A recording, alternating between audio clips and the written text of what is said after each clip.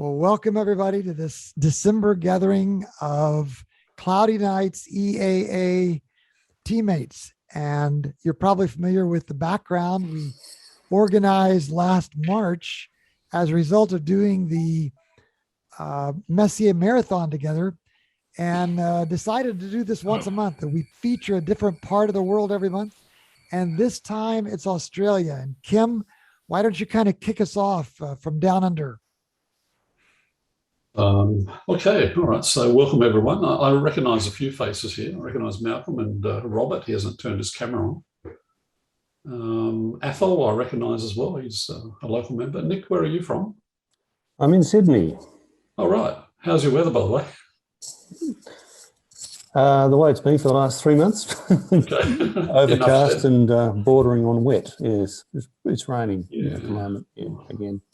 Right. So we were a bit surprised today here. We were initially, well, a few days ago, it was looking very good. And the forecast this morning was a total cloud cover. And we did not travel to our large observatory north of Adelaide. So instead I'm home, and then this afternoon the forecast changed dramatically. So we have clear skies here at the moment. Oh, that's great. At the moment. So I've set up in the backyard instead of out a dark sky side. And I think, Robert, you've done the same. I have.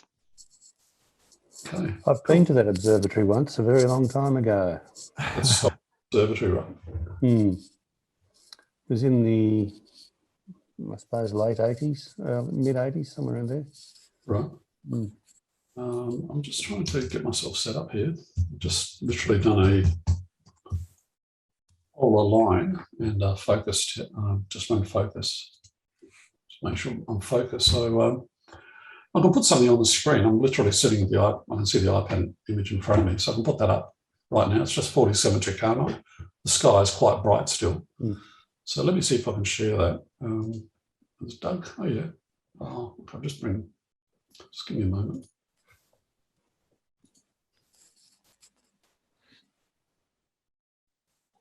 It must be this one. Not that one. Okay. All right, it's going to be that one. That's it. All right, so where is that? Just almost there. All right, so I've just swung the telescope. I'm clicking. I'll just touch the screen. So I've just swung the telescope over to 47 Tucano, which is a massive globular cluster high in the south. The sky is still very bright outside, so I was just going to just get a live stat going on this.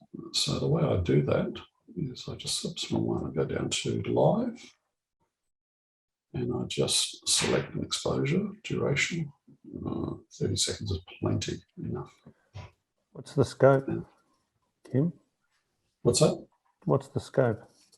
It's an 80mm refractor, William Optics refractor, and it's got a 533 camera on it, the ASI 533.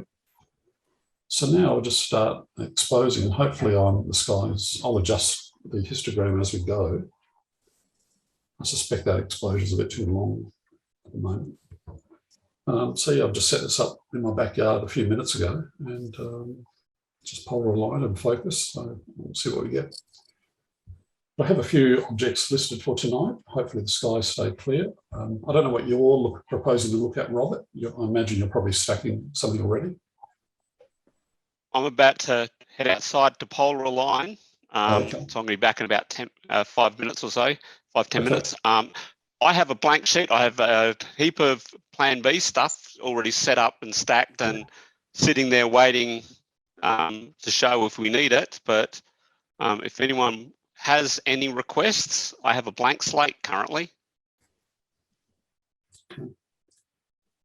All right, so I'm just going to darken this up a little bit, just adjust the histogram. And so I don't know if people are familiar with terribly familiar with the ASI Air and the software. It's basically like a Raspberry Pi computer, and it sits on the telescope. And this is the interface on an iPad, which is sitting in front of me, and I'm just sharing the screen. I'm not running flats or anything. The sky's quite bright still outside, so I'm just taking a number of images.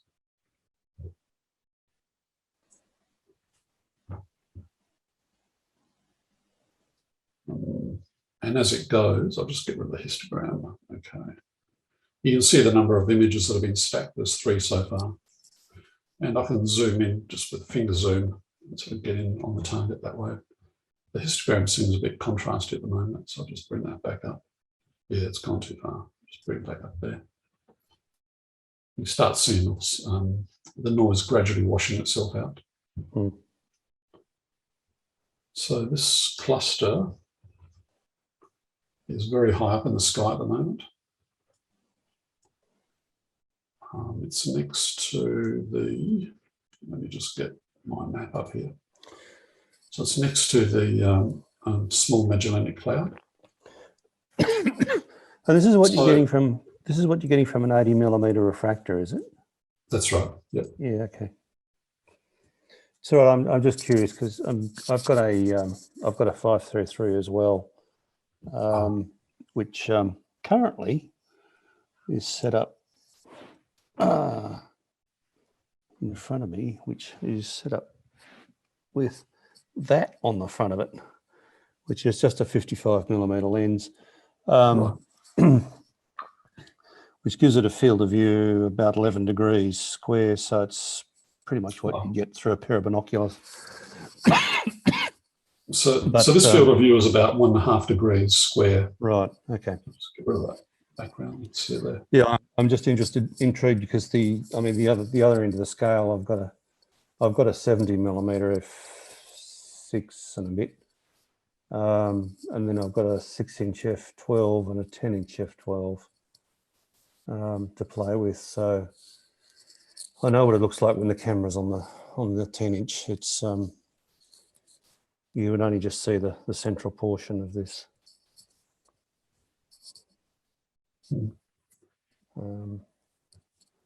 So I've got a few targets I'm going to look at tonight.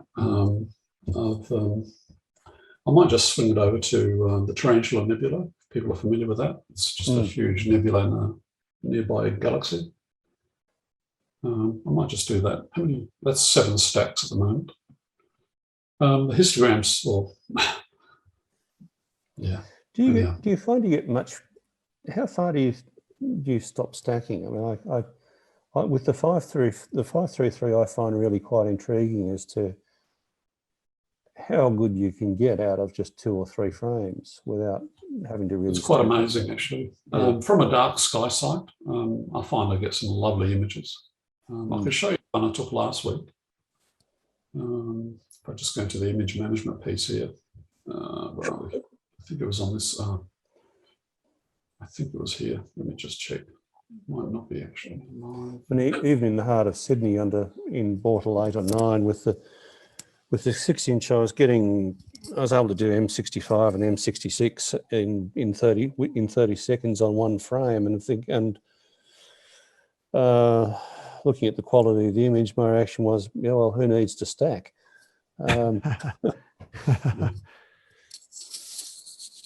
So that was something off I think that was last week, just the Orion Nebula, just a few images. That was on the 533. This is with the quite happy with that. You can't, I don't seem to be able to adjust the histogram. This is just on the USB at the moment. I can't seem to adjust the histogram on it. But if I get out of here, go back to this thing, I can see that it's really strange the way it's sort of messing with the histogram here.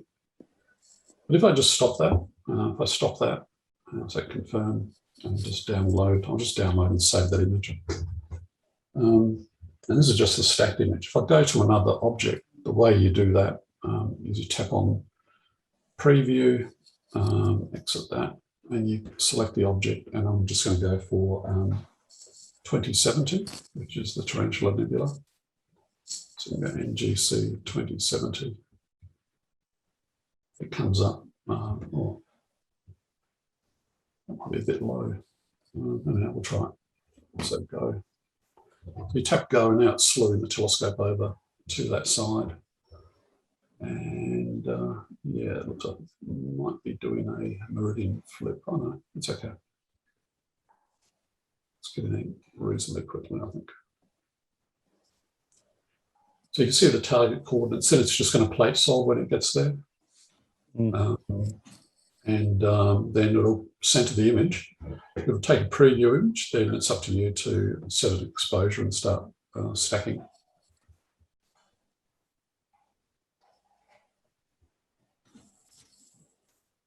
Malcolm, are you running a telescope tonight?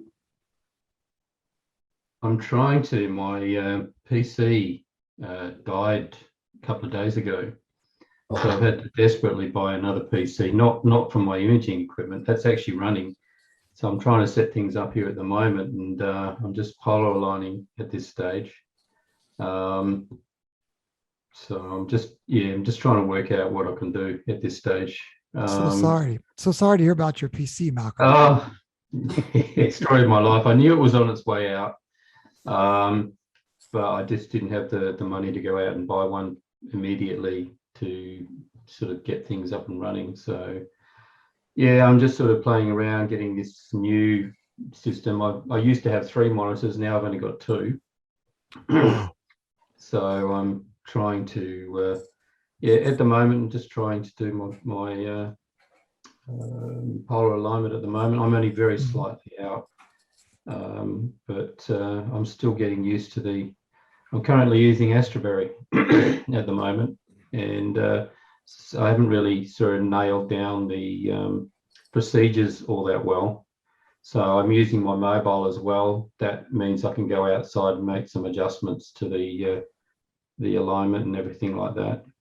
And yeah, apart from that, and I really don't have much of a rig really. It's only a DSLR on a 480 triplet. That's about the only decent thing. But although I do have a 120mm guide camera, and actually got the SV Bonnie 60mm guide scope at this stage. So the only thing I'm really looking forward to in the future is a new camera. So I'm considering going mono at this stage, but I'm still a bit undecided. Kim, I might just mention that I have Comet Leonard in the frame here, if anybody'd like to see that. Right, yeah. Go I ahead. would love to see Yeah. Please. It's 5:43 a.m. here. It's going to be a Christmas comet for us. Exactly. Yeah. I believe you're right. In the evening sky for a change, which will be something. Right. We've had a few that have been in the morning, but it's, as you say, a 4 a.m. job. Yeah. Yeah. It's fun. Am I still screen sharing? Yes. Can you stop me? Oh, sure.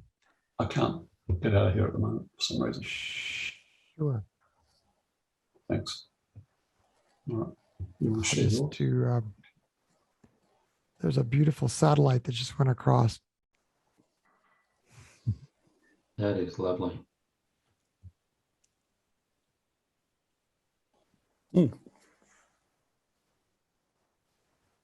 Total eclipse in Antarctica at this moment. What a shame we haven't got somebody down there at this very moment. This is a 30-second exposure, just starting to pick Oh, up wow. some clouds there in the morning. Oh, that's nice. Okay. Yeah. We'll look forward to that. Really nice. Yeah. It's a lot of fun. I don't think we get to see it for another 10 or so days. That's right. Yeah, I've got an ephemeris somewhere for Sydney, prediction for it for Sydney. Hang on a minute. I see Frank's joined us from up in Schenectady. You're up early, Frank. Good morning, Doug. Yeah, a little bit late to the party, but I had to make my first cup of coffee, so I'm here. Nice. That's a nice shot of that comet. I wish I could get that, but wall-to-wall clouds, as you know. Oh, I'm sorry to hear that. All right.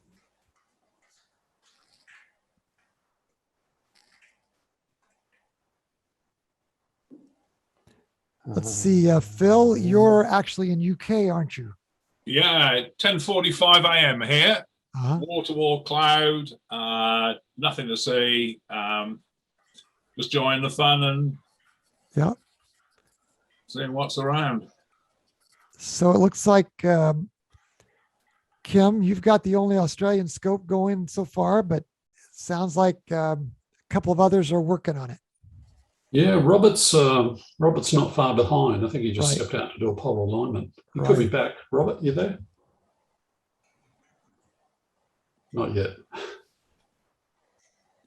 Well, I can put up. I can still share the screen while I'm going here. I'll just share it. I've taken a few images of the tarantula. There you go. So it's coming through. It's a bit. It's quite noisy still.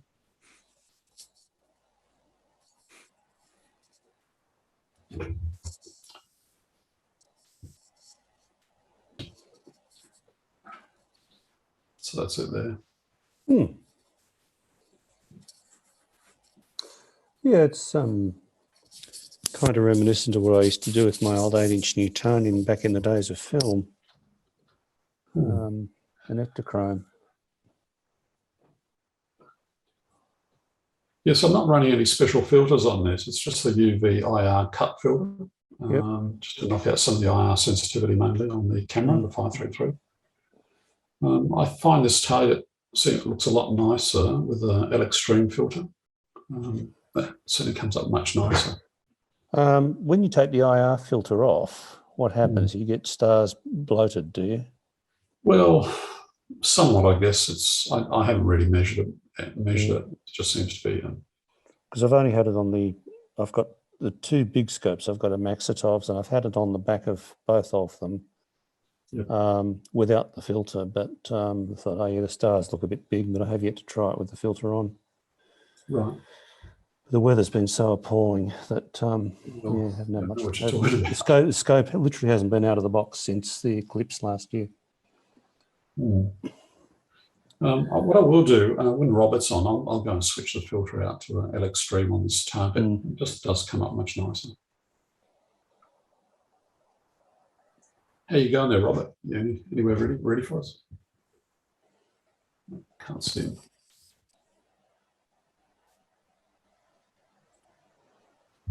Have to retake flats when you switch the filters, Kim? So say again. You don't have to retake flats when you switch filters? I'm not using any flats at the moment. Got you. Okay. Yeah, you normally should, and I'll have to refocus slightly. But I just run an automatic focus routine here. Sure. Yeah, the 533 is a whole different world compared to the older generation cameras. I've got a bunch of guys in the club here that are using older ones, 07 ones and so on, and they've been watching me in the field and come over and see what I'm grabbing frame by frame, and they're absolutely astounded that I'm simply not bothering with flats and darks and anything. I haven't bothered either for a long time. I did recently, and it made quite a difference when I was shooting through a Schmidt-Cassegrain, 9¼ Schmidt Cassegrain. Yeah, I know it can. Generally, I don't bother. It's good enough. It's good enough that I don't bother. You're right. Yeah. Whereas you look at what this. Yeah, I took some images last Saturday from a dark sky site with the same setup, and it's so much better. We were hoping to be there tonight, but apparently not. Likewise, I can share those now. I'll just stop. I don't seem to be able to get out of here for some reason. Likewise, I've got a dark sky site, which we were hoping to be at today if the weather had shown any sign of promise, but no deal. And that's just with the 533. Oh my God, okay. With a little bit of just messing around in photos on the Mac. I didn't do much to it. I just stretched it, darkened it a little bit, and that was it. So that was the 533. And that's the preview image. That's the JPEG. It's not the FITS files, but it's a stack of a number of them. So yeah, it came out looking like that straight off the camera. And then just with a bit of adjustment in one of the photo apps, you can just bring out a lot more. You can make it pop a lot more. I'm not running it through PixInsight or anything like that. It's just basic adjustments. So I was pretty happy with that. And that's just another Galaxy. I think it was NGC 55. the Horsehead was quite an easy target, although there's a satellite trail you might just be able to see going right through the middle of it. It's quite faint. But yeah, that was taken on the same site last weekend. And again, not a lot of images. In fact, I'll zoom in on that. Not a lot of images. It's just stacked. A few images at the time, and that was it. But you can see the satellite trail right through the middle. Didn't quite get washed out. It's actually, sorry, this is actually a 90mm, not an 80. Sorry about that. We must have been imaging at exactly the same time, because I've got exactly the same shot with exactly the same satellite trail. You must have been next to me. I didn't notice you, Phil. Well, that had a would be lot of satellite impossible, of trails course. last week. Time zones. Yeah. So yeah, I was quite happy with these. So I was very keen to get out to a dark sky site tonight, but no, it looks like the weather out there is still not the best north of us. I see we've lost Robert. We have. Yeah, haven't heard from you yet. Is it Athol? Athol? Athol?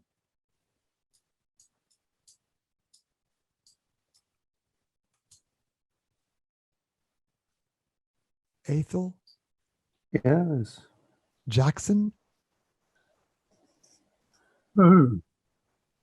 Hello. Athol, where are you speaking from tonight? Or Adelaide. It's great. And we've got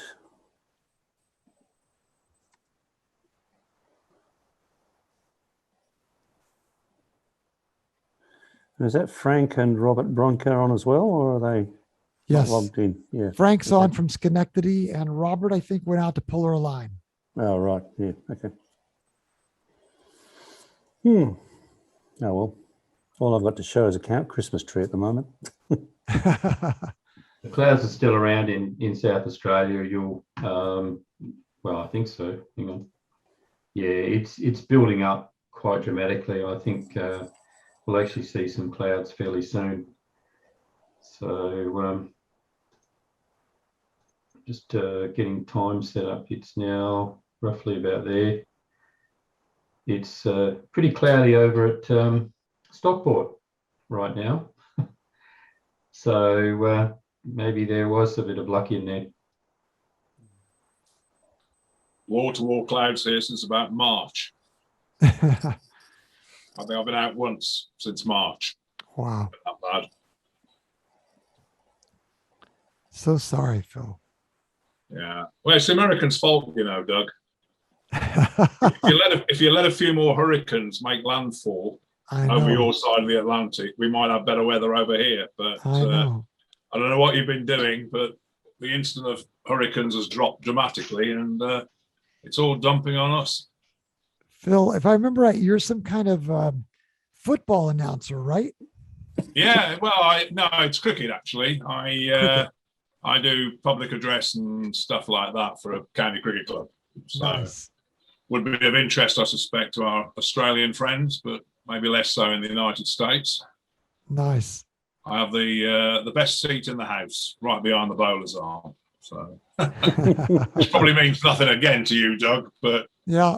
I'm sure to Kim and Robert, they would understand the benefit of that. Yes. Oh, yeah. I've got a young one who's just starting to play cricket at the moment. He's only 7. Yeah. But very keen batsman. Yeah. Well, I work for Essex County Cricket Club, so, you know, working at the top professional level in that context, there is a connection with astronomy, actually, because although I started astronomy first, I've been one of the pioneers in developing video for video broadcasts for cricket. Oh. And of course, that's been very important during the lockdown. Bearing in mind that the games were in the UK were all played behind closed doors. So, and there was a direct correlation between astronomy, astrophotography, and what I do there. In fact, astrophotography is probably an awful lot easier. Yeah, you've certainly got a clear voice for it, that's for sure. What was Doug showing us a minute ago? I was showing the comet, and then I went to M97. I thought so. Oh, Yeah. Okay.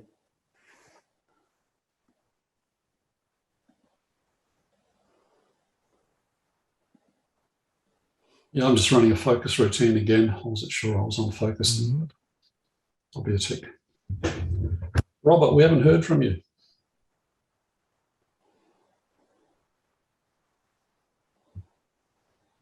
Yeah. I'll just put up the M97, this Owl Nebula. Mhm. So Is that 4 one you minutes. took earlier today? No, that's live with the RASA 11 right now, this moment. Wow. RASA 11, it's on a Ioptron CEM 70G mount. It's 4 minutes. Okay. What F ratio is that, Doug? About F2? F2, that's right. Yeah, yeah. I mean, I use Hyperstar, as you know, and Yes. The only issue is obviously field of view is so huge, benefits Yes. sometimes, but That's on lots of other occasions, want to go in so much closer. Yeah. But very similar. I know everybody here wants a quick overview of how Hyperstar fits to a telescope or anything. It's something I can demonstrate. Can't show anything outside. It's very grey, very light. In fact, drizzling now. So No, don't. very good. But Let's not go there. Yeah. I permanently leave a camera attached to the back end of the OTA and use it as a counterweight when I use Hyperstar. So I can just switch at a moment's notice from F2 to what's that fact round about F5.2. Nice. Because I use a 6.3 reducer. I put it through a diagonal, which changes the focal length, obviously. But because of cloud, I want something that I can literally lift outside. I can be up and running in like 30 seconds almost. You know, Wow. I literally, my gear behind me, as you can see, is all fully assembled. I carry it like a caber, but like a Scotsman would carry a caber, walk 5 yards outside, plug in the mains cable, because it's all on mains, and I'm up and running. So, but that's all because I get such short sessions. I might get 20 minutes and the cloud rolls in. So, yeah, it's UK weather, I'm afraid. You're in Greater London, aren't you, Phil? 60 miles outside central London. I mean, London is almost touching us now. Yeah. I mean, obviously, any city just expands and expands. About 60 miles north. Supposedly in the driest and the sunniest part of the United Kingdom, but I'm afraid it's last 2 years it's just been awful. I'm something like 150 miles from any dark sky site as well. So a fair way to go, yeah. A long, I know driving and distances is nothing to you guys because it's a different world, but traffic congestion. Oh, it is. No, it is. It's funny you say that. I spent 4 months in 2013-14 in the UK, based in Derby, chasing trains everywhere between, as I work in the railway here in Sydney, but yeah, I was over there for a while, chasing everything between London to Edinburgh. And yeah, looking up at the English sky with a pair of binoculars, I just thought, oh my God. And we even went up. It's not good. I mean, my history is such that I originally started chasing dark skies, spent week after week, you know, heading to sort of Northumbria and a week of hotels or some form of accommodation under grey, dark, you know, grey skies, just a waste of time. Yeah, we went up to the Highlands. Yeah, we went up to the Highlands for a holiday, and then we even had a holiday in Skye a few years ago. Yeah.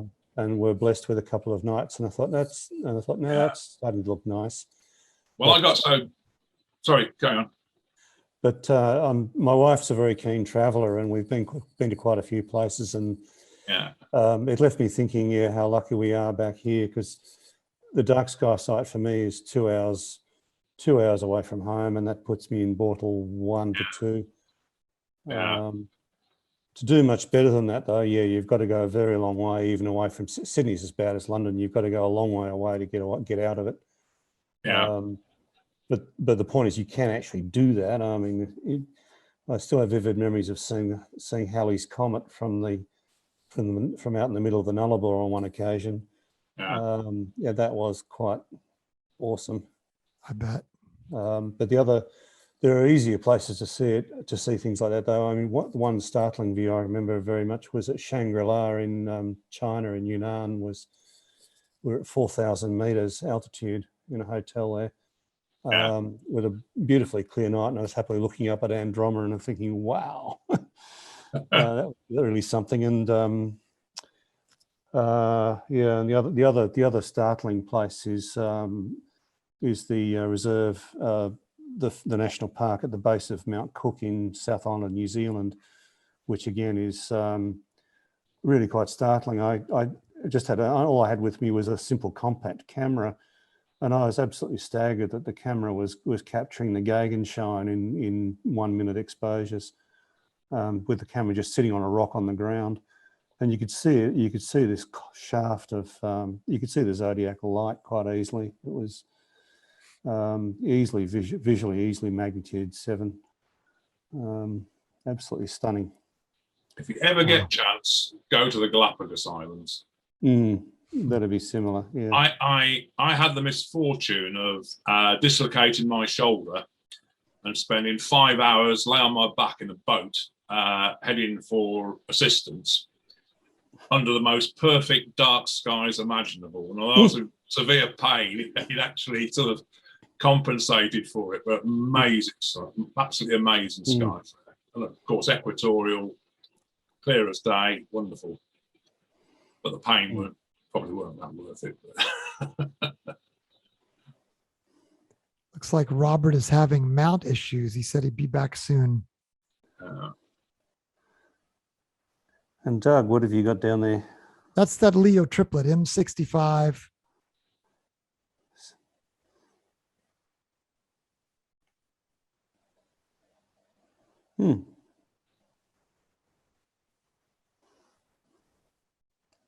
There we go. That's live, is it? Yes, it is. Yeah, okay.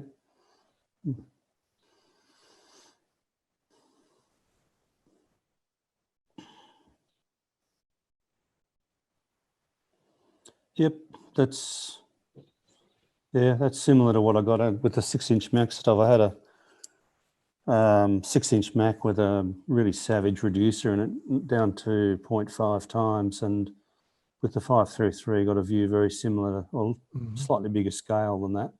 Right. It was running at about 800 millimeters, I think, focal length, at about f5, f6, somewhere around there. Yeah. How effective is Zoom with that combination, Doug? It's really not bad. I would say I've never gone above 100%, though. Is that what you mean? Just zoom in? Yeah. Again, going back to my experience with Hyperstar, I will get a very similar view of that triplet. And I've tried all sorts of things. I mean, bearing in mind the resolution we're shooting in, I've set up, albeit completely remotely, an end-to-end, at least 4K UHD display. And what I found, I'm going somewhat deeper in terms of zoom than obviously I could do at a 1080p, but it's still very limited. And as a result, I do have this combination of switching from, well, a 6.3 reducer to Hyperstar or back again quickly. If I find a target I want to zoom in, it's the only way to really get the detail that I desire. Although that's a fantastic, wide field, right, sort of scope.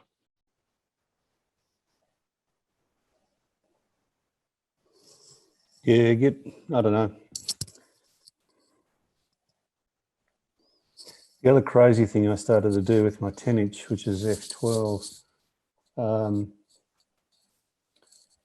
was mainly doing this with globulars and so on, but imaging with it straight out natively at 3 meter focal length, and just letting sharp cap live stack. And I was absolutely staggered to see, and shooting alt azimuth, I might add, with the exposures under around about the 30-second mark. And I was absolutely staggered that it dealt with everything, including the scope tracks pretty well. It's an ASIC Q6 and it tracks quite well in alt-az mode, but you get field rotation, and I was absolutely staggered that at that sort of exposures that it would actually work reasonably well. And sharp cap dealt with the rotation as well as the drift. And yeah, just waiting to try it again. But it's not something I would have thought was possible, actually. Right. I'm waiting to try something as well, but obviously the weather's been awful. At the moment, I've got a ASI 124 on the scope at the back, non-cooled. It's non-cooled pure and simply because of the rear end clearance. But on Hyperstar, I normally use an Attic Horizon, which is a monster of a thing, 13.5 centimeters long. But what I'm trying to do, or want to do, is try Hyperstar with a ASI 224, the small one. Hang on, I've got it set up here. Basically, on the principle that I'm hoping that it'll solve the problem of, well, getting around the zoom problem. I don't know whether it will, but it's something I want to try. But for months now, I've been waiting for the clouds to clear. Mm-hmm. Sure.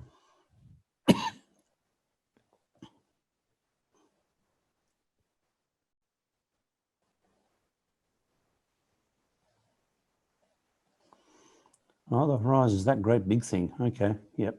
Okay. Yeah. Oh well.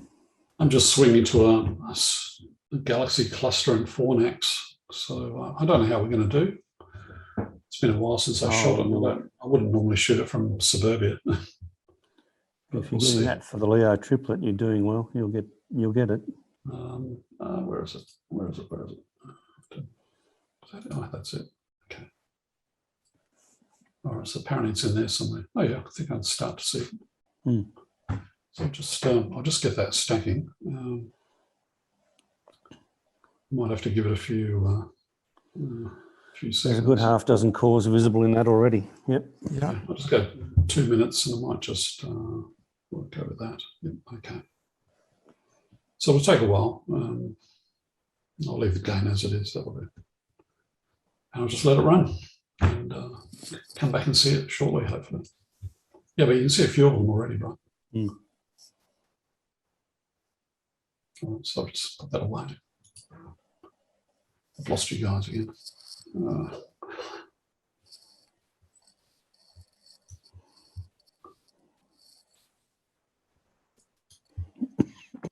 Kim, how do you compare running the ASI set of programs as compared to SharpCap?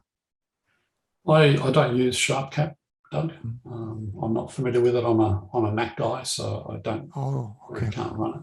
Got it. However, I've heard of another program recently or another environment recently for live stacking called Jocular. I don't know if anyone's tapped into that yet. Yes.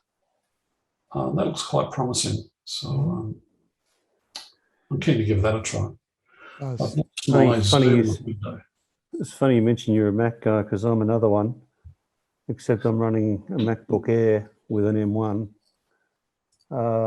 with Windows 10 in it. Running on Parallels virtual machine, and I have absolutely no issues with it. That's probably the best way of running Windows 10 I've ever seen. What machine was that again? Was that a MacBook? M1? MacBook Air, the M1 one, and absolutely no issues. I mean, I've got a work laptop from work, which is a great big Dell, whatever, but it's chalk and cheese. Right. And the phenomenal thing is the battery life. I mean, I can run all night without ever bothering to charge, and it just powers it all night without needing anything. I'm all right. So you use it. Go ahead. Philip. Am I right? Sorry. Yeah, I mean, the stunning thing about the M1 is and the MacBook Pro is the same. It doesn't when you pull the power out of it, it doesn't throttle the processor. The power consumption is so light, it just runs flat chat constantly. So you've got the full horsepower of the machine available constantly for 16 hours straight, if you want. Am I right in saying that Windows 11 will run directly on a Mac now? You run you run it in a virtual machine, which is Parallels. Yeah, I know that for Windows 10, but I Yep. thought I read somewhere that Windows 11 would run directly without an emulator. I haven't tried it. It might do. I don't know. I haven't tried it. No. But anyway, I've been using SharpCap with it rather than using ASI Air. Partly because with SharpCap, there's a few extras which I use. One of them being the brain function to sort out what the optimal exposure is and the optimal gain settings.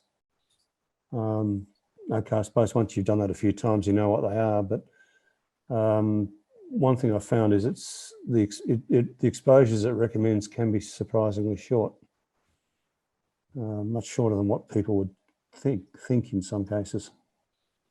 Yeah, I find that brilliant, the brain and smart histogram. Because I originally bought an Attic, and the problem is that Attic has a different graduated scale compared to ZWO. I got very, very confused about relative gains and relative exposures and what have you.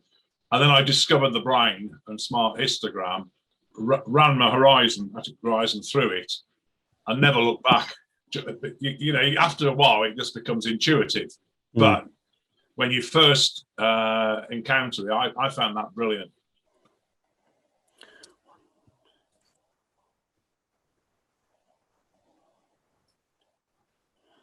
There's a good dozen galaxies, probably more in there. Yeah, 15. Yeah.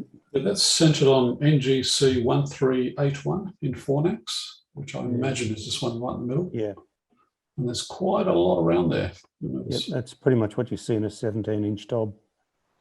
Yeah, and this is a 90mm refractor in suburbia, which is amazing. And yeah, we're Bortle 7/8, by the way. So it's quite a bright sky. Oh, there we go. Yep. Oh, that's absolutely awesome to be able to do that in suburbia with a small scope. Yeah. Oh well, you got me champing at the bit.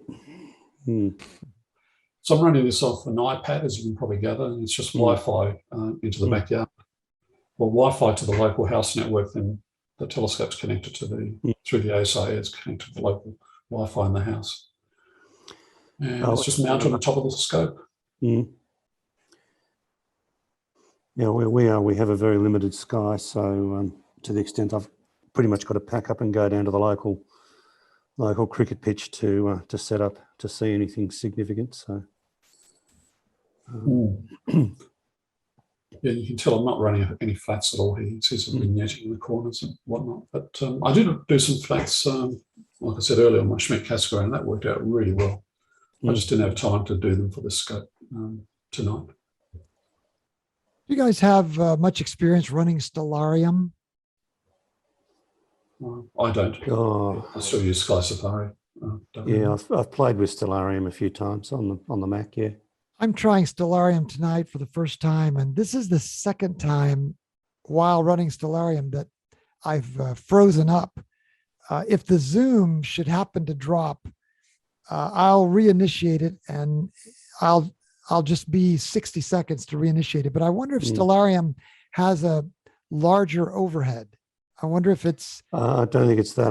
The conclusion I came to is Stellarium's got a few bugs. Oh. It does freeze, yeah. Okay. I've seen it freeze before on my iMac, and no. Wow. We just kill it. Start it again. I'm doing the 3 Control-Alt-Delete, to try to get the task manager up to end task, but it won't even bring the task manager up. So yeah, it hangs the machine. Yeah. Is the zoom still working for you guys? It is for me. It is for Okay, me. Yeah, Zoom's okay. working. Yeah. That's the most important part then. On my machine, the video is all frozen, but as long as you guys are still working, that's what's most important. Yeah, I've stopped using Stellarium for this reason. I got to the point where I just figured it was too frustrating with the number of times I had issues with it, and I just ditched it. They say, you know, with Windows 11, we'll be able to run Sky Safari in it as a native app in Android, right? Yeah, that's true. Yeah. It's just not quite ready yet. I love the way Microsoft tends to use its user community as the bunnies for testing. Yeah, great.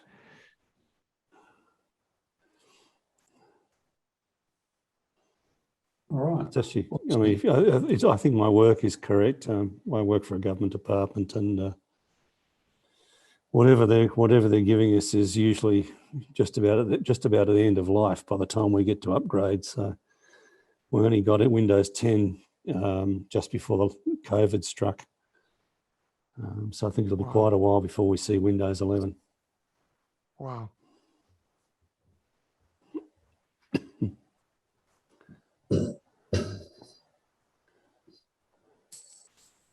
Here we go. I'm just going to let this Galaxy cluster run for a while. Has Robert indicated any joy? No. No. Not here. Yeah, for me, I'm still experimenting with a few things. I'm still trying to find a way of live stacking on the Raspberry Pi, but I've decided to maybe download the images onto this computer. But it's a new computer, so I'm sort of well, it's not a new computer. It's actually an old computer, but it's faster than my old one, the one that broke. So I was using my skewer to hold the heatsink down while I was my old computer was still running. Just to try and keep it alive until I could get another one. It was that bad it was. Well, I'll tell you why. Yeah, it's funny you mention all these little sort of mini PC solutions. One of the reasons why I finally decided to hell with it and use the MacBook Air Direct is that I was mainly doing planets and the moon when I first got the camera, and I was absolutely staggered by the fact that this thing would run 300 frames a second at the full 9 megapixels and slam that away raw as fast as the USB port can go. I was burning, I don't know, 4 or 5 gigabytes a minute of storage. So, and then you go back and process it, and the M1 is just so fast. I just look at that and I just look at how fast it can process that in auto stack it, and it's just it just leaves me shaking my head thinking how fast that is. So much so that I just think, it's just too frustrating to go back to anything slow. Well, Doug mentioned the work I do in video and cricket, and I typically consume 2 gigabytes an hour at just standard HD 108.0p. Yeah. Well, this is an awful lot of data to process. Yeah. Well, this is 4 gigabytes a minute, and you need, you need a terabyte of storage because you'll go through it real fast. And I mean, I regularly have to clean it out. But once I've processed it, you can do reads of interest and all that sort of stuff to cut the frame size down. But I'm sort of lazy. I just think, oh well, if it can do it, I just do it and just slam the whole lot at 3000 by 3000. Yeah, it's kind of weird, but anyway, it does it. Yeah, I had a very, very long period, shall we say, of upgrades and changes, and I now run a system where I have an Intel NUC at the scope, use Windows Remote Desktop to transmit screen data indoors, and then output it to a 4K UHD screen. So it's end-to-end 4K. And to get it to run with the right speed, I had to upgrade Wi-Fi, to upgrade the processing power.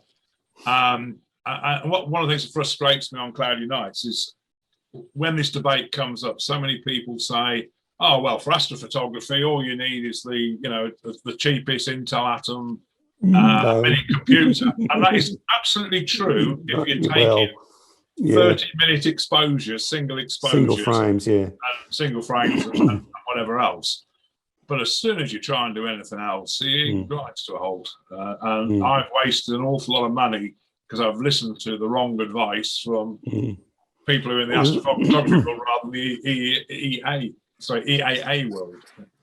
Well, hang on, I'll bring an image up. I'll show you how big the moon is through the 10-inch. Where are we?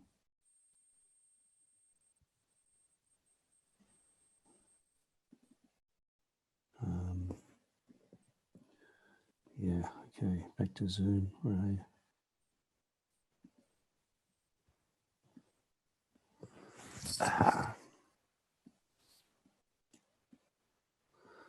This was in the eclipse last year.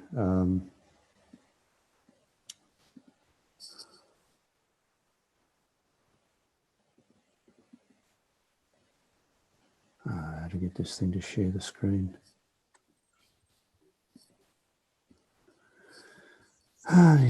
Share screen, here we go.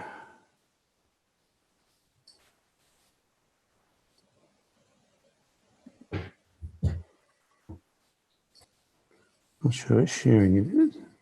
Yeah, okay, do it. Okay, I've got to give it. Oh, the system wants to nag some privacy. Here we go. Sharing screen. Where are we?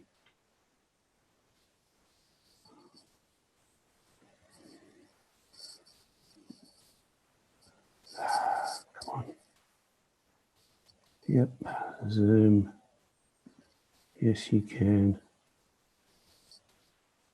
Oh, all right. I've got to quit and come back. I'll be a second. So did the Zoom not drop?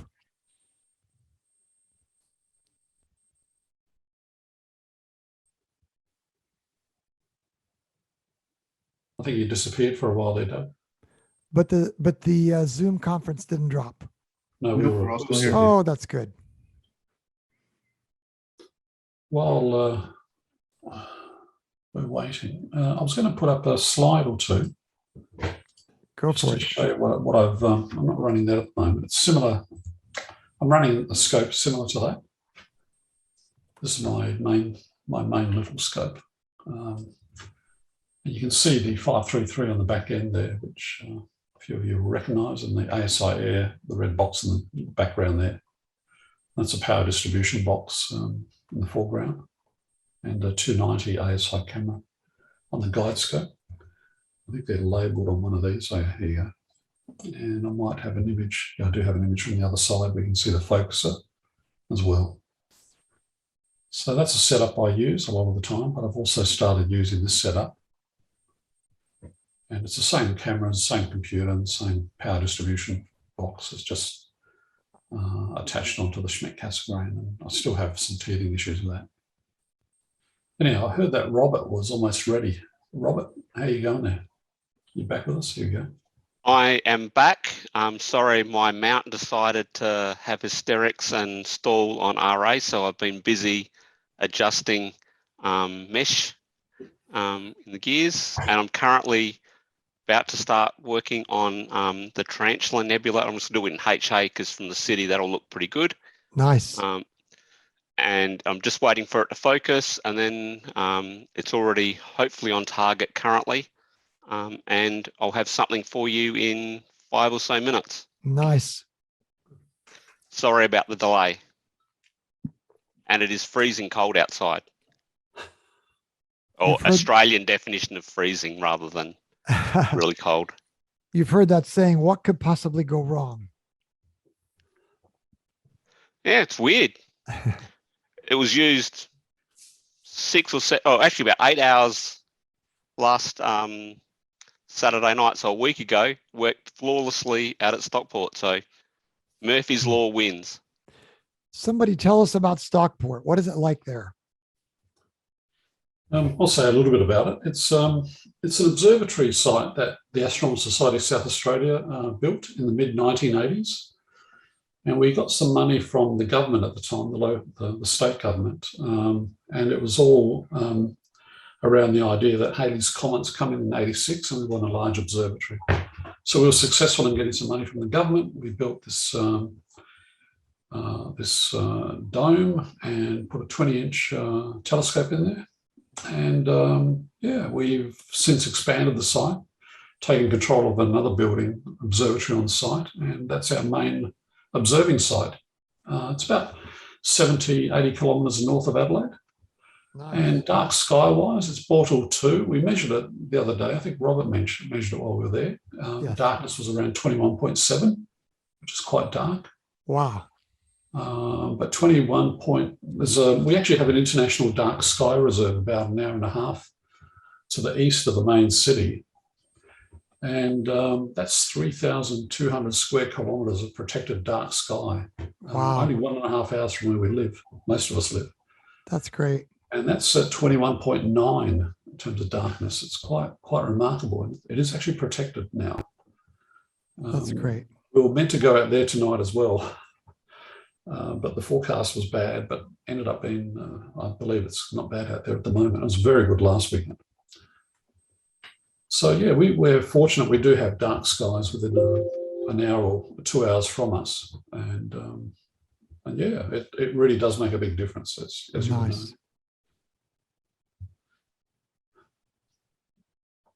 Who's that? That must be Robert. I think it might be Nick. Is that you, Nick? You're on mute, Nick. Yeah, that was at the last eclipse with the camera on the back of the 10-inch. To give you some idea of the scale it runs at. So, yeah, but it's a monumental scope. So, looking forward to. I only just got the camera just before the eclipse, so it hasn't had much use, unfortunately. Is that the 533 on there? Yeah, that was through the 533. The scope is this monster, which is, hang on a minute.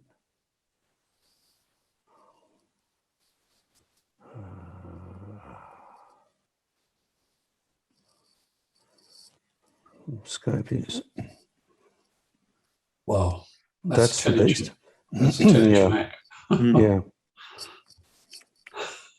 That's it with a 70 mil on top. Right. Nice. Yeah, it's I don't have low power, I only have high and higher. What's the F ratio on that? 12. Wow. Okay. It's a 6-inch F12 beside it on that one. That's the two of them there. Wow. Hmm. So is that image of the eclipse? Is that a single image, or is that a video file that you've stacked and processed? No, single frame. Single frame. Wow. And I was running about somewhere around 100 frames a second. Mm-hmm. Straight through it. That one there's one there of that's a single frame of Mars. Mm-hmm. Through it a while ago, and Uranus. So yeah, just out of fun for single frames, but I haven't really had much opportunity to actually try it very much yet to master the processing side. So yeah, fun and games.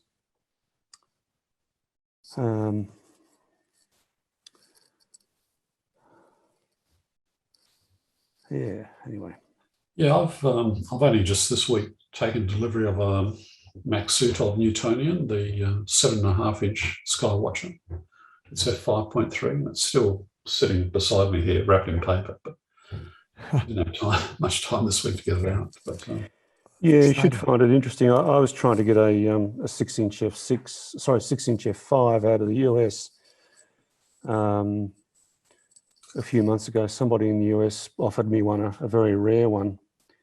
But is this the Comet Seeker? No, this was an Intes Micro, MN65, and finally we worked out finally there was just no way we could get it out of the US without spending $2,500 on the shipping. Oh, wow. I don't know what's happened in the US, but it's just impossible. Mhm. Which I find interesting because Randy, when I bought Randy Payne's Santel MK91, which is a 9-inch, a few years ago, back in 2017, and it was $300 to ship it, which was pretty reasonable. As Randy double boxed it and all the rest of it, he didn't underestimate the packaging. And but something's changed since then. I don't know what it is, but shipping in the US is an absolute nightmare. It is. Which I find really quite tragic. Yeah, I mean, it's interesting because the 10-inch, when it was shipped from Germany, was again about 300 euros for shipping. And it's interesting in what's happened in COVID here, because transport companies here have really seized on the opportunity to simply up the ante on as a business in terms of making parcel deliveries absolutely superb. I mean, these days we just simply very rarely ever even bother to set foot in a shopping centre. We just don't need to. You can just buy a shirt or two or a pair of socks and have it delivered.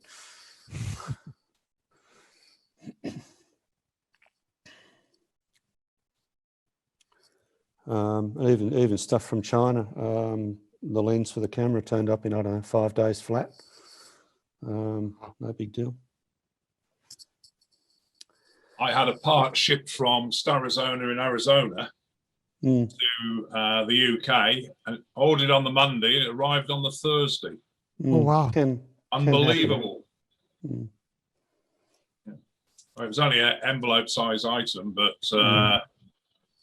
and that traveled that 5,080 miles, I think it was, to get here. Unbelievable for 4 nights. Yeah, I still think the record I've ever had was 5 days. It was back in the days when you sent an international money order. I remember posting a request to the US Superintendent of Documents in Washington, DC. Monday morning it was posted here, and the document arrived back here on the Friday afternoon of the same week, 5 days there and back. Wow. I was absolutely gobsmacked. I can't think what it was. It was something astronomical, I might add. But I think that I think is still the record I've seen so far. The only way faster would be to get on a plane, and I'm not even too sure you could do it. Yeah. Anyway, I'm going to drop off and say good night. All right. We've got 10:10 and we've got a birthday party tomorrow, so all good fun. All right. Good night. Yes. Thanks for being See here. ya. Bye. Good morning. I'm still trying to set things up here. I mean, I can start taking. Start taking photos. It's not a problem, but I can't really display them very well effectively on the Raspberry Pi. I need to be able to download them or something onto my computer here. I've got DSS Live Stacker running, but yeah, I mean, I'm taking photos currently of 47 Tuck, and just to test it out, but my color balance is way off too. So I'll keep going. I'll see how it goes, and hopefully I'll get some images up. Awesome. I wonder if somebody could help me with go on, Doug, if you're going back to that. I have a technical question that somebody might help me with, but go ahead. At the moment. Oh, that must be Kim. Is that you, Kim? Are you muted? That was Phil. Oh, Phil. No, it's me. I was about to ask a question, and Okay. when I saw the cluster of galaxies come up, I thought I'd hesitate, but I've got a question, if anybody can help me, as to how I might share screen in different circumstances from perhaps what we're doing here. As I said earlier, I save images to my mini computer at the scope, and then view indoors over a Windows remote desktop. But I'm effectively viewing the screen that is generated from outside, shall we say. will Zoom work in that situation, or do I have to have Zoom running on the outside PC rather than the inside PC? Does that make sense? I'm no expert on that, but it sounds like a. It sounds How like would I a. do it? Yeah, it sounds like a So difficult. Phil, I use- think what you're saying is you have an RDP session to the mini PC that's on the scope, correct? Yeah, that's how I do it. And so you're viewing the images using image viewing image viewing application that's running on the mini PC. Yeah. You should have no trouble. I mean, whatever your Zoom session is capturing on the local PC, whether that's an RDP session or whatever, will be transferred via the Zoom share. Yeah, but bearing in mind that I'm trying to think of an easy way of describing this. I'm running all the software at the scope. Right. Yeah? Do I need to run my Zoom session on the scope, or should I set it up on the slave, shall we say, that's indoors? I've got a feeling I need to do it at the scope, don't I? Well, Yeah, if you're running Zoom at the scope, then you would never be able to use the webcam that's built into the laptop that you're streaming, that you're zooming Of course. from. Yeah, that's it, Frank. Yeah, that's. Yeah, I'm trying to work a way around it. You have to create a second session if you wanted to. One to be on your remote PC. I've thought about doing it that way, and I've seen other people do it that way, but it's not extremely effective. But it does work. But all you need to do is just show on your RDP, bring up the live stacking on your RDP, and then just share that. Right. I mean, if you were, I mean, do you have more storage capability on the PC that's inside rather than viewing images that are being stored? I've got loads of storage at both ends. Right. You know, the issue is that, I mean, the way I normally operate is boot up my computer indoors, access the computer at the scope. At that point, remote desktop takes over. So I'm now viewing and controlling only the scope outside, only the computer outside. Right. So anything running on my indoor computer is still going in the background, but I can't control it. I've got a feeling the only way I can do it is produce some sort of cabled connection. You know, I don't know if somebody in our group have done it this way. I'd like to find a way of, I've got such an efficient, completely wireless remote controlled system that I'm trying to find a way to solve that conundrum. So, you know, in terms of how do I share the screen in those circumstances. And I think the only way might be to set up my Zoom session in the on the PC that I'm running at the scope, and then just use this as a remote terminal. I think I've probably worked it out in this conversation, but certainly I don't think it would work if I've got Zoom on the indoor computer and my imaging on the scope. When you're sharing the content of the mini PC that's at the mount via Zoom running on the indoor PC, are you sharing all of the stack? You know, are you sharing SharpCap in itself? Yeah, that would be the idea. I think the way, Frank, I think the way forward is I need to. I've then got the problem of you won't be able to view me on the camera indoors. Correct. Unless I know what I can do. If I run a USB cable from my indoor webcam to my outside computer, then I think it would work. Because then I'm doing everything on the outside outside computer, Mhm. and just using the inside computer as the dumb terminal. Right. So I think it's a long USB cable I'm going to have to need to solve the conundrum. How long is the stretch, Phil? Oh, I only need 10 meters. So with bearing in mind, it's only a webcam. It's not carrying an awful lot of data. An active cable I can probably get away with. Got it. I've gone down all the hell of extended USB cables that don't work, and I mean the history of how I got my remote controlled completely wireless system is almost legendary if you look back through the annals of cloudy nights. I've tried everything. I've got more cable than British Telecom I've got, I think, still in my garage. Miles of the stuff. Anybody want any cable, just give me a bell and I'll gladly post it. That's funny. HDMI, Ethernet, you name it, I've got it. Tried it all. But I now use a mesh Wi-Fi system and it's brilliant. Uh-huh. Well, I finally got my first image on the live stacker, so when you're ready, I can see how it goes. Yeah. For me, all this is just trialing at the moment. I've never really gotten into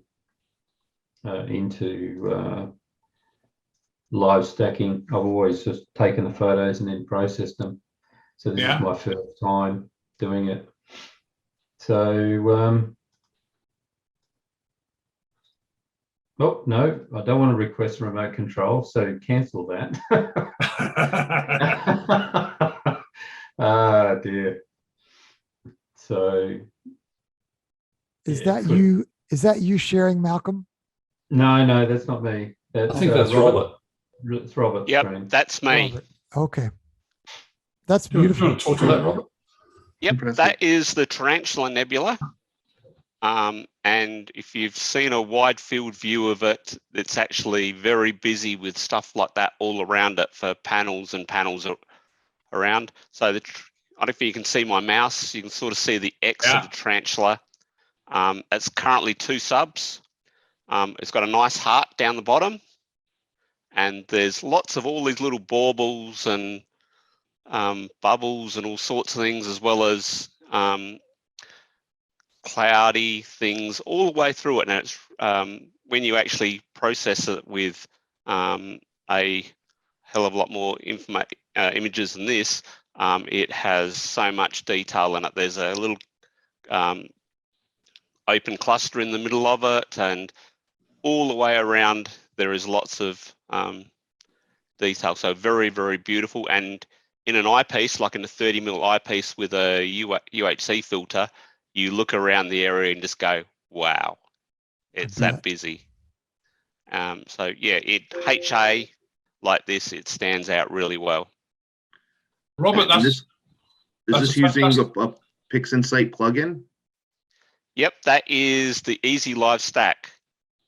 I previously used SharpCap folder monitor, folder camera, where it's called, and I found it was okay, but it didn't actually update anything very well. This is appreciably, each time you update an image, you can actually see it recalculate, redo everything, and the image just goes up a step. And we're about a couple of minutes away from another one appearing. These are just 5-minute subs. These are 5 minutes. Wow. In HA. Robert, that's an absolutely super image, but I think I'm right in saying that I'm looking at a screen that is actually a remote desktop screen. Correct. I've got a laptop sitting outside with the telescope, and it is blowing a gale and windy. And a smart person decided to actually sit inside in the warmth and just connect to a remote desktop. I think while you were setting up, you might have missed the conversation that I was leading a moment ago, because you're doing exactly what I want to achieve. That's awesome. Can we just run over how you're doing? You've got your laptop outside. You're running all your software on the laptop. And I'm remote desktop open on my computer inside, Yeah. and I'm sharing that remote desktop window. So one of the options in Zoom when you go looking for, you can either share a whole screen or you can actually share an application. Right. Yeah. The application I'm sharing is Microsoft Remote Desktop. Okay. But the interesting thing is we can't see your picture. That's We true. can only Well, see a square with your name on. Is that because you haven't got a camera inside, or is it because you're only sharing audio? Yeah. I don't have a camera on my computer inside here, so you have to imagine what I look like. Yeah, I mean that's the conundrum I've been trying to work out, because I was trying to work out whether you could, whether I should run everything, including the Zoom session, on my PC outside at the scope, and run a cable in, if you want to look at my picture, to my webcam indoors, or whether I could just plug the webcam into my indoor machine. Because the way my remote desktop team seems to work, I get control of the scope outside, but what's going on locally, I've lost the ability, shall we say, to access, desktop icons and so on the indoor computer. So you can run the remote desktop connection to the outside PC in a Windows rather than full screen, so that you still have access to the icons and other applications that are running locally. Frank, you hit the nail on the head. It's full screen's the issue, isn't it? Right. Or if you can handle two screens. Or handle dual monitors, right? Yeah, I'm running dual monitors. Yeah. Neither do it now. Thanks, gentlemen. That's a great help, because my turn's going to come round. Yeah, I wouldn't want you to have to tether another, run another cable for a webcam. No. Transferring that data stream, back up into the local PC. I mean, it's been a year nearly since the UK had a session, and our turn's going to come around soon. So, it's quite important I work out how we do it. In January, as a matter of fact. It's January, is it? Should be nice and cold and see a few things there. Right. Yeah, very helpful. That we've seen enough of the Tarantula Nebula. It's beautiful. That is incredible. Now 15 minutes captured on it, and I'll stop it and go somewhere else. Beautiful. I'm just going to finish off on this cluster then, so I can pack that. I can move to something else. So I'll just share that for one last time. Great. And that's it there. I've got 18, 2-minute stacks. What was interesting I didn't show earlier was the fact that you can annotate and quickly identify the galaxies. But there was one in the top there. I don't know if you can see it. Just there's a grey smudge in the top left there. Mm-hmm. That's an irregular galaxy. I just looked it up in Sky Safari. It's 1427A. Nice. Which is about 84 million light years away. So nice. But it's just that weird smudge there in the corner. But yeah, I was quite happy with that from the backyard. Yeah. Lots of galaxies. So I will stop that now and move on to something else. I'll just let this last shot finish. Okay, so I might just put on NGC 253, which is quite a large, bright galaxy. But I'll just stop sharing this and move on. Where are we?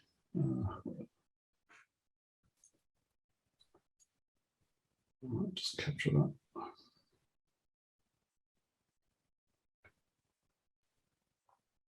Do you guys see NGC 1365 from where you are? That's quite high here at the moment. Yeah, you can do that, can't you, Robert? Yeah. Yeah, do that. That's good. It's a nice object. I'll just swing over to the other one, 253. Actually, I'll share it just so people can see how it comes up on this thing. If I got the right one. No, that's the wrong one. Where is it? I lost it again.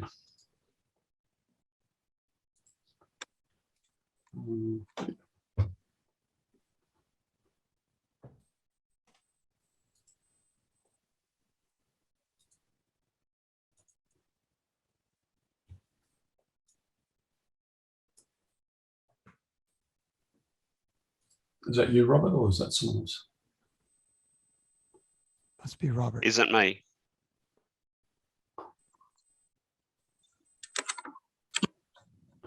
All right, I'm just going to jump to this and then jump over to back to 253. So just through the process, click on live, go to preview, exit that, and you click up here and go to NGC 253. Selected, comes up, you tap on it, click the go to, the green button. Now the whole scope slews across and gives you the readout as you're going. And that's going to take a little while. And it's doing a meridian flip. Yep, it's doing a meridian flip. All right. I think it's almost directly above actually at the moment, at this moment.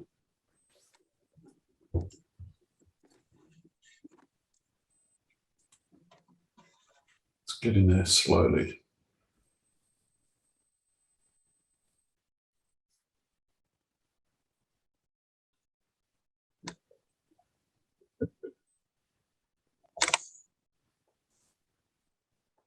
All right. Now it'll start plate solving in a moment, and then hopefully the object will be in the center. It does a short exposure, usually only 2 or 3 seconds. And then we just set an exposure on it and let it run a live stat. All right. Okay, so now it's centered, and preview image will appear in a moment, and then I'll just set an exposure time and start snapping on it. Okay, so you can just make it out there. So I'll just go 30 seconds on this.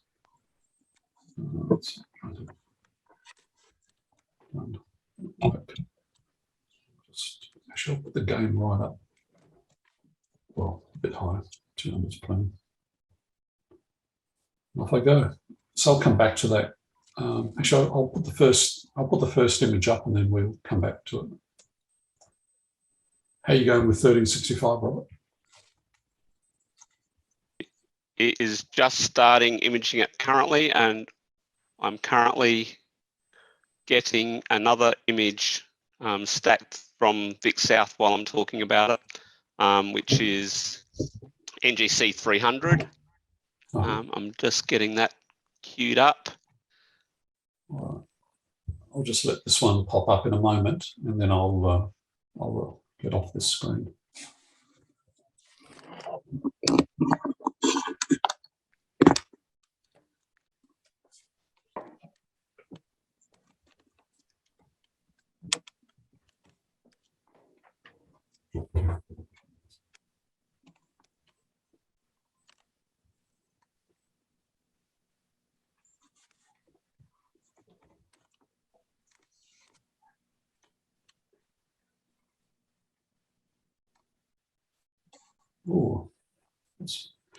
Oh, clearly the guiding's got a bit of an issue there. So, well, yeah, had a problem there for sure. All right, I'll just clear that and come back to that. Stop share. All right, I'll sort that out. When you're ready, Robert, you can take it.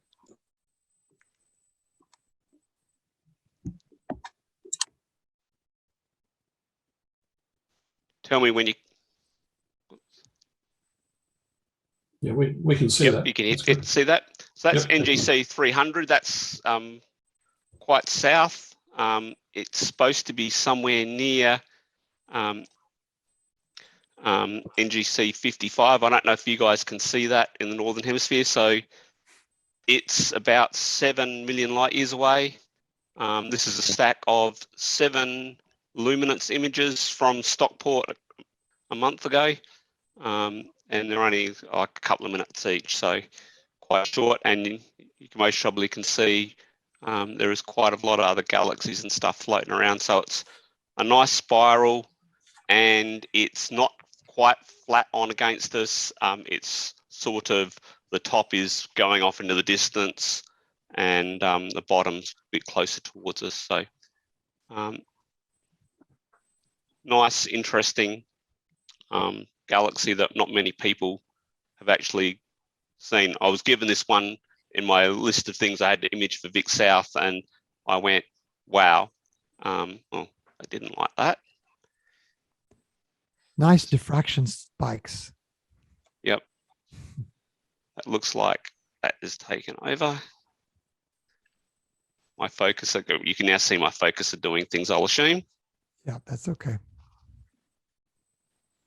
It loves taking control.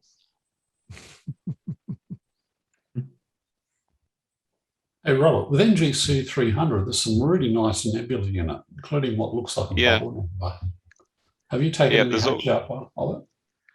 Have I got, let me have a look. Just so happens it's something I have been imaging. I don't think I have done anything with it. No, I haven't finished it yet. I got Loom, Blue, Green at the moment. That was what I was imaging last week out at Stockport. So yeah, I got this stack and went, wow.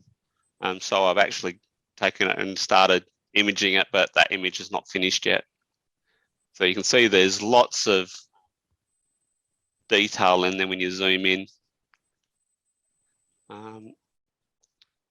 It's supposed to be. What scope are you using, by the way? I am running a Skywatcher Quattro Newtonian, so a carbon fiber 10-inch f4, or actually it's closer to 3.9, and I'm using a QSI 683 mono camera with Astrodon filters. So it does do a really nice job when it's all working correctly. Now the mount's playing ball, so that's good. So yeah, it's supposed to be a good equivalent of the Whirlpool galaxy for people from the other half of the world. So it's another one of those things that doesn't hardly reach the mention on our side, but it's actually quite impressive. So yeah, good. So I'll stop sharing that. Looks like I have stopped sharing it. And slap my focuser in to actually get this other thing working. So give me a second.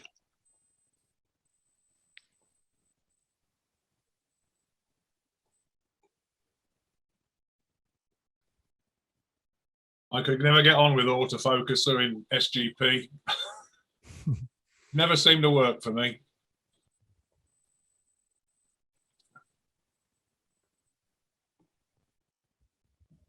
I've just thought I might share mine again.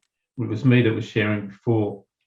So I managed to download the images. This is about, so far this is 11 stacked images of 47 tuck at the moment. I'm starting to pick up some fuzzies around here. I think they still might be more globular clusters, but a DSLR is not particularly the best camera, but my technique for doing it now at the moment is going on to my, I don't think you'll see it, but I have to send my files to my PC locally one at a time as I'm doing it. The problem is I'm coming up with an error box when I download it, but it has very little effect. So it appears right now that I don't think I'm going to get any better than what it is now, even after 12, for this 12 stack photos. Blowing out the core a bit, so I could have actually reduced the time of the exposures to reveal the core a little bit better of that. But at least I finally worked it out. Nice. Which cluster is this, Malcolm? That's 47 tuck. It's next to the Small Magellanic Cloud. Mm-hmm. And yeah, I've been taking a lot of wider field views of the what do you call it? Tarantula Nebula area of the, but yeah, mine are much wider, and obviously with the DSLR, I can't really run it. It's a bit too noisy, but I seem to be doing quite well tonight. My guiding is working really well too. So I'm pretty happy with the guiding at this stage. So I'm running at 0.42 arc seconds of guiding. Nice. Which is pretty good for a completely homemade setup, except for the buying the particular scopes and everything. Everything else I've done on my rig is all my own handmade stuff, and I think I've done pretty good on this one, so I'm pretty happy.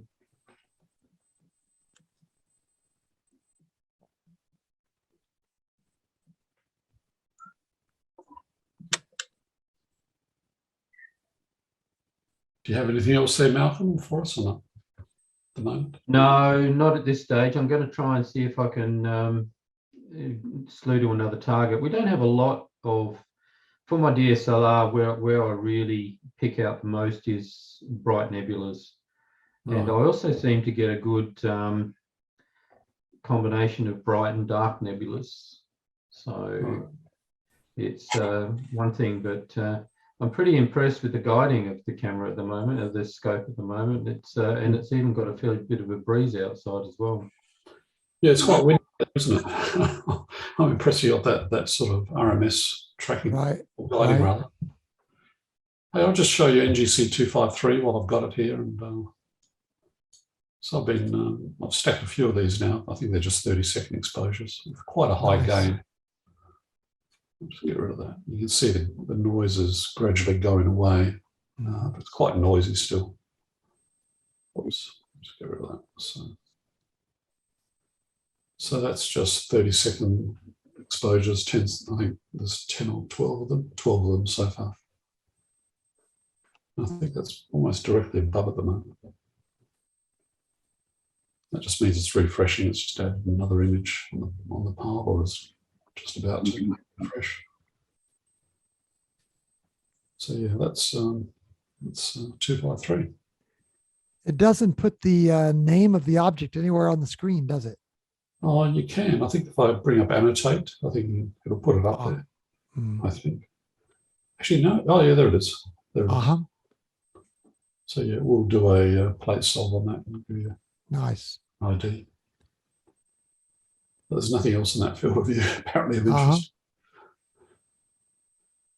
And that was actually, that's interesting. So you did a plate solve to center it to begin with, and I reckon it's a pretty good result. So it's very good on the plate solving. Yeah, so that's that. I'll just stop sharing that somehow. Okay, so off the screen. There you go. Robert, are you ready for us with 13?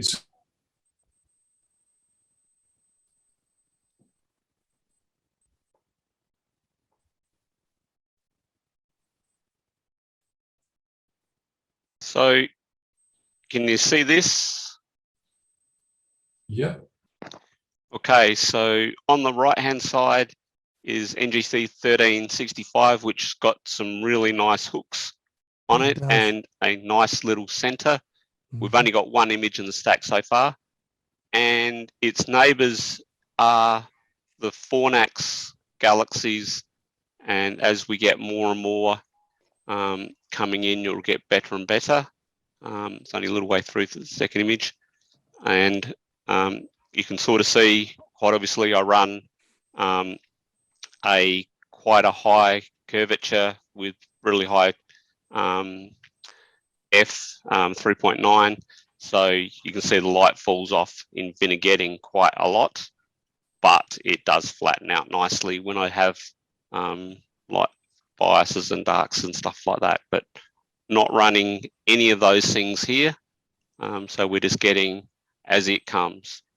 So 1365 is a quite a distance galaxies, a galaxy away. I'm just trying to remember its distances. It was actually, I thought it was over 100, is it? It's 75 million.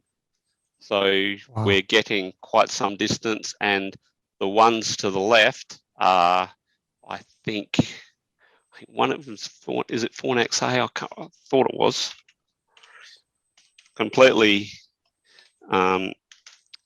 without looking it up. I think it's 1316, I believe, and that's about 60 million light years away.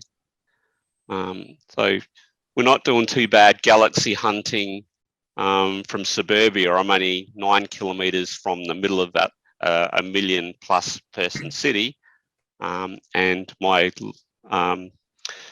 light is about 19. That's about 19 here. Oh, wow. In things. So yes, we're not doing too bad. Right. It's now got its second image just coming in. So that field of view is adjacent. That's adjacent to the galaxy cluster I was showing earlier, isn't it, Rob? It's just literally next door. Yeah. Yep. And so yeah, you see it's got a bit brighter now. The second image has kicked in. So yeah, 1365 is very interesting. And I remember when I first started, I actually spent some time just focused on that. So I, instead of having an offset like this, it was only once I started looking and seeing things like planning mosaic tool, which is wonderful in sequence generator. I used to, in the good old days, randomly point at an object and manually nudge and all sorts of things to get it centered. Now you actually just plan what the image is going to look like and then have it go to and do all its stuff to get it there. So always a lot more fun knowing before you even take a photo what it's going to look like from a basic layout. So yeah, originally it was just one of those old random, you point, with your hand controller, point to an area with a DSLR and use your DSLR, and you get real potluck of what you get. Nowadays, with all this automation, it's a lot simpler and straightforward. It plate solves, it does all its rotations and stuff like that. So a lot easier. Sure is. I have another image that I stacked in the background. This one is called NGC 772, which it is one of, I think it's one of ARP's peculiar galaxies. Yeah, ARP 78. And this is another one from the Vic South things that they had a number of weird and wonderful things they wanted to show people. And this ticks the box of weird and wonderful, I think, quite nicely. So obviously something's interacted with it and pulled a whole stream of an arm off into the distance, and it must have gone stage right, I expect, some time ago. If I go back out to a full screen, there's no other major galaxies. A little one just there, but there's nothing that shows, like a big galaxy has just gone past and it's still dealing with it. So that was another Vic South weird and wonderful thing. So yeah, I'll stop sharing and someone else can have a go. Looks like I've just got another, I've now got 3 in that stack, so I'll stop that one and I will go on to my next object.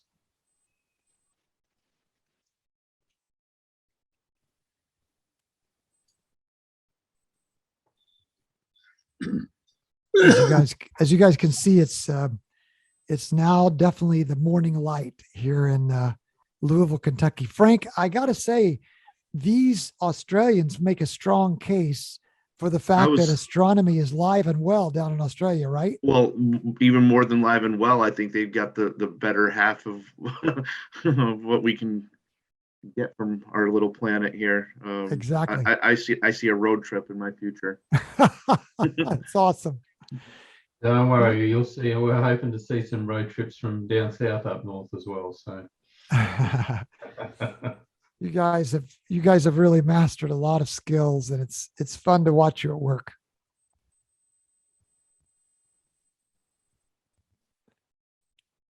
I got to say personally, I've had a great night. I've just gone through a string of 2 or 3 2 or 3 nights when things really went wrong, and it caused me to really muster some determination to keep at it. And one of it was related to, I believe, a set of upgrades that threw ASCOM out of whack with my connections. And then the second was related to a power cable that had shorted.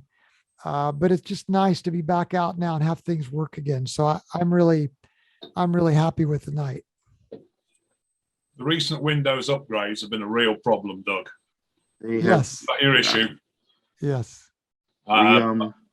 We support a bunch of school districts here in upstate New York. That's where I work. I work at a regional information center that manages servers and network infrastructure for districts. And Microsoft is treating the world as their beta testers. I honestly do believe that they don't have an internal team that tests these patches before they release them. And last month was hell. Yeah. Oh. The particular problem I had was I've got some legacy stuff, like I use a PL2303 driver for the connection to the the hand controller, and anything that is not native to Windows 10, it seems as though it's been trying to reject it. And I had all sorts of conflicts, problems. I had to clean the whole system and literally load it from the scratch. And the creation of a virtual serial port, because it's not native, I had to load that first and allow the plug and play to load around it. And it was the only way I could solve it. And I dread every Windows update because it just seems to, the same thing happens. You know, I know how to fix it now, but it's just tedious all the time to. Wow. So anything that's not native to Windows 10, it's a pain in the arse. But whatever you. My life is dealing with Microsoft patches, and I have a far larger problem. I deal with a fleet of 350,000 production servers all over the world. And I actually have a hotline to Microsoft that gets used, and we actually have polite words with them on a regular basis at the moment. And I have my company boss talking to the boss of Microsoft usually every few weeks. I bet. Things are not going well in the Microsoft space, and we have let them know it. Yeah, I concur. All right, so I'm live stacking this old favorite of M42, which has just snuck up above the neighbor's house. So, and these are 30-second exposures, I think. Yeah, 30-second exposures. So there's 3 of them so far. This is on the 533 camera. So you can see the running man starting to pop out there as well. So, hopefully you can see that okay. And Yes, I've just started going to the neighbor. Which one's that, Rob? Horsehead. All right. So where am I? I've got there's 4 stacks there, 5 now. So yeah, it's half decent. There's no light pollution filter on this either. It's just IR UV Really block, nice. and just stretching it quite a bit actually. So there's enough dynamic range still in the data to get something respectable out. But yeah, this does look a lot nicer in the dark sky. How long are you exposing on the Horsehead there, Robert? Just a couple of minutes. I'm using HA, so it should stand out right, a lot better. I'll just finish off on this one. That's where that one is at the moment. That's straight off the camera. That's obviously not been processed or anything at the moment. But yeah, that's kind of great for electronic visual observing, I guess. Yep. Good for outreach, so that's neat. All right, I'll let that continue in the background. I'll stop sharing that.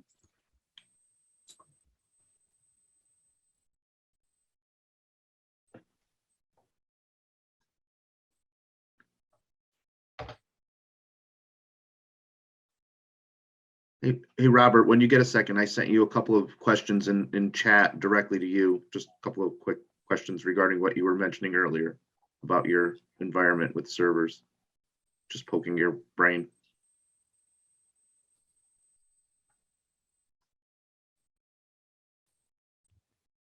Next month, we'll start the computer support group.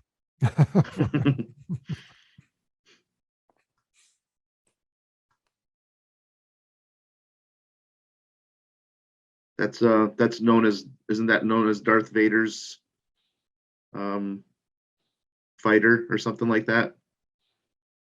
But a TIE fighter. Yeah, the TIE fighter. I bet you're right, Frank. Boy, Frank, it's nice to have finally found some people in the South to work with us for the Messier Marathon, isn't it? Yep.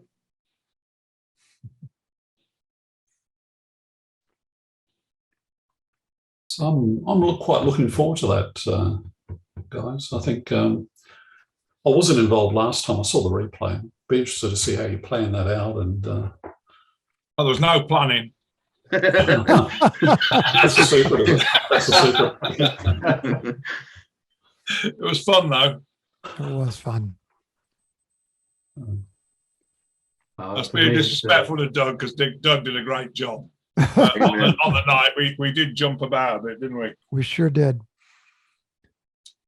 Be good for me. There were a couple of targets in the south that you struggled with a little bit, I think. Maybe yes. it's just a timing issue. By all Right. means. All right. I'll definitely be there for it. Well, it's fun. It's going to hit before we know it. Yeah. How you going there, Robert? I'm just waiting for my first horse head to appear, so I can start live stacking it. So it's just about there, maybe 30 seconds.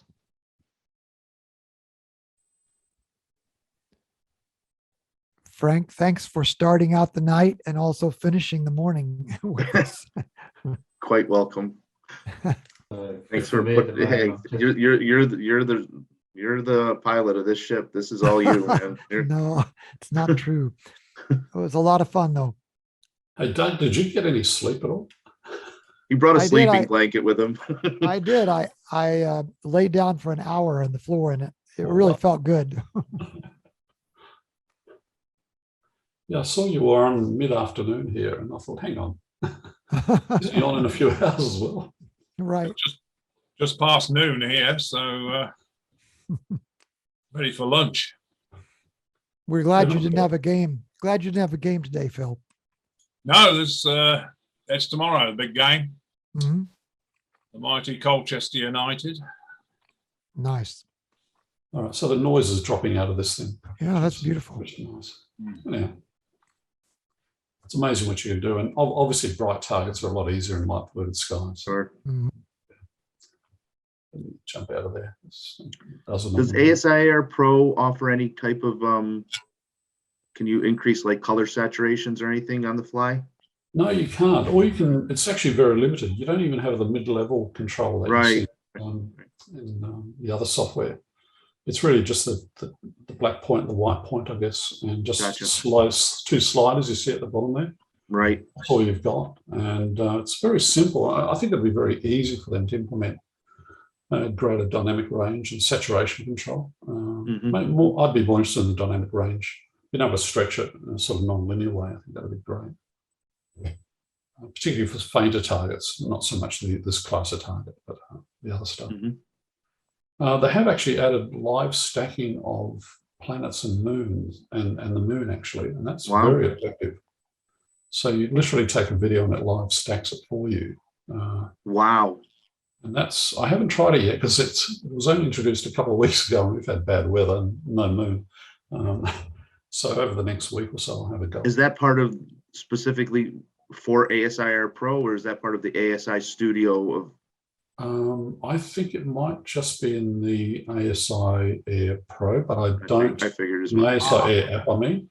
But I think I've seen it in studio. Okay, there you go. They've got a thing called ASI Cap, is it? Yeah, it's ASI Cap. Yeah, Right. it came out originally in studio, but I mean, I by then I'd migrated to SharpCap, and the ASI studio was very limited, almost in beta form, so I've never gone back to it. But Boy, that's what I thought. I tried it. I tried it out earlier in the night.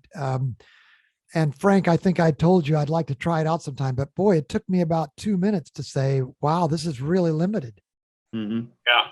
The studio. Yeah. I think, to be fair though, the ASI studio and also Attic Infinity, which is a software application that gets a lot of favorable comment. They're really designed for fast entry, get you started quickly, Right.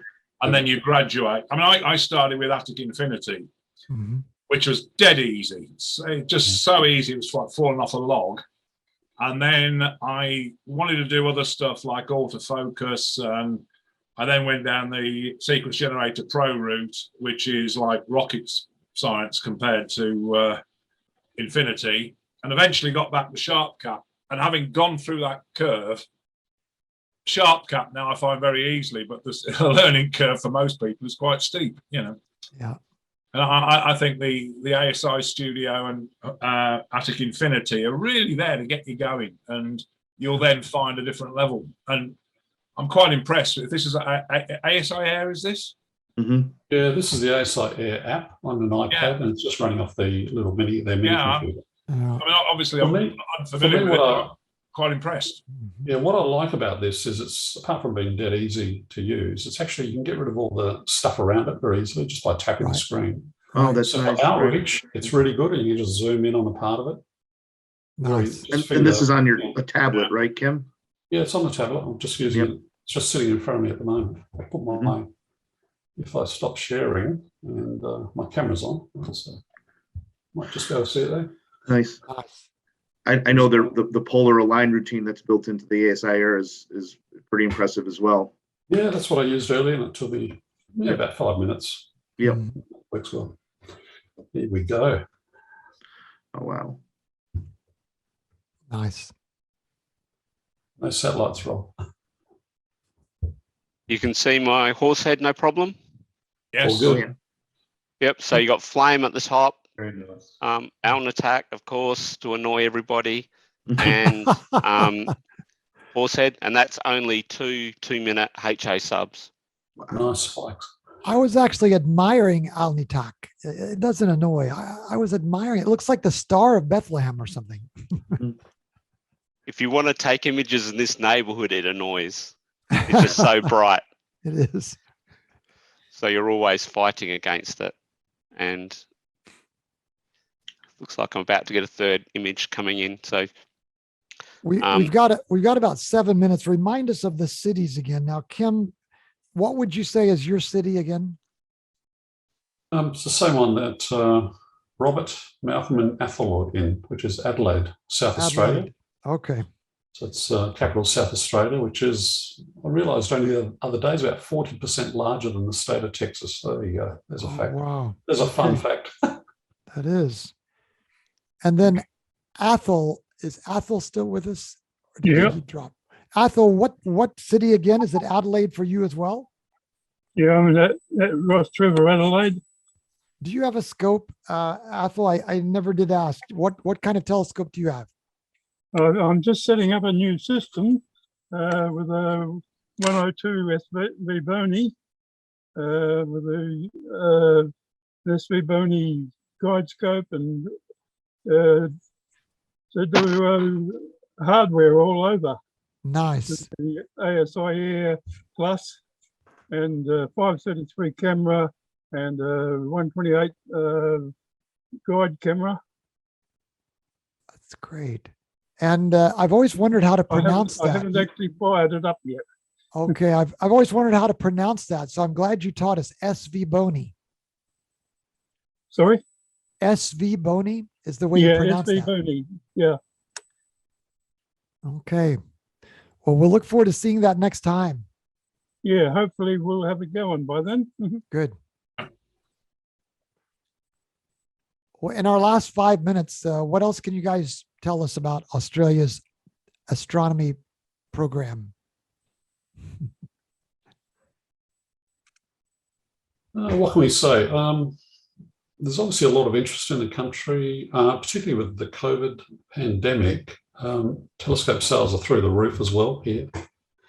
And we have some very nice skies. And so I know we're trying to order a number of telescopes at the moment for our club, and we just cannot get any. They're just basic Dobsonian telescopes, right? 8-inch or 8-inch in particular. They're very hard to find. Yeah. Oh, here's a classic object. Thank you, Robert, for putting this one up, because this should be much better known to the Northerners for reasons that Robert's about to explain. Isn't that right, Robert? And it's upside down, I think. Yep. Welcome to our world. So if you stand on your head, Should we do that now? Yeah. Fortunately, with live stacking, there is no rotation built into it. So this is HA of the Statue of Liberty Nebula. And if you turn upside down, looks like a woman coming out of a cloud holding up something or other with her arm in the bubbles. And actually, it looks really nice. So this is just above, just trying to mental blank here, the Southern Cross. It's late here. So it's just above the Southern Cross and below the, what's this? Eda Carina. Yep. And running chicken and those sorts of things. So another pretty HA area that I knew nothing about until a year or two ago. And in the Northern Hemisphere, I expect something like this would be screamed from the rooftops, and from the Southern Hemisphere perspective, it's just another pretty spot. That's awesome. What is the name of it again? What's the ID? It is Statue of Liberty Nebula. I thought I've got it here. It is NGC 3576. 3576. Boy, I'm going to look that one up. That's beautiful. And if you go away. It's just trying to help you, brother. What I can do for you is I can actually give you a color version of that right way up. Oh, nice. And that'll be a good way to that'll be a good way to finish out. We'll be I'll get rid of that at our 2-hour mark. Kill that. Stacking all of those. So while Robert's getting that ready, in South Australia, we have about 700 members now in our society. Over next door in Victoria, in Melbourne, their large club, Astronomical Society of Victoria, they have, I think, 1,700 members. Oh, wow. I'm not sure of the numbers in the other states, eastern states, but they're perhaps not as large. I think the Victorians are largest and we're second largest. Wow. And we do a lot of, we do quite a bit together, actually. And that's awesome. To help each other out, which is good. That's awesome. What you're seeing is just a wider field of the Tarantula Nebula here. Oh. So you obviously saw Robert's, is it Robert? Robert's version, which was really confined right around this area here. So this is actually part of the Large Magellanic Cloud. Oh, wow. It's an area that I want to mosaic. I want to try and mosaic. Fortunately, my setup can handle mosaics, and I'll hopefully experiment with it. But this is a wider. You can see there is a lot of activity around here. For sure. I've only got an unmodded DSLR, so I can't get a lot of detail in here. What I can do is obviously get a lot more of the blues. And hopefully one day I'll get a white balance properly. Too bad that Charles Messier couldn't see all of this stuff. Here we go. There you go. Look at that. Oh my goodness, yes. You full screen that, Rob? Wow. And you've used StarNet to remove the stars from the image? Yeah, it looks so much better without it. Yep. Wonder what our field of view is here. Would this be 1 degree or? My telescope is 1.2 0.2 by about 0.75 roughly. Wow. That's just insane. That's just insane. It looks so backlit. It's just so beautiful. This one's HA RGB. Oh, wow. Well, it is our 2-hour mark, so we're going to have to go, guys. Any last comments before we say goodbye? Well, good. Thank you for having us on, Doug. That's the main thing. So glad Yeah, you are thanks, here. We're so glad to have you a part of the team. Thank All you. of you. Thank you. Awesome. And Frank, thanks for getting up early to join us. You're You're the welcome. only other North American. And Phil, thanks Yep. for representing Europe for us today.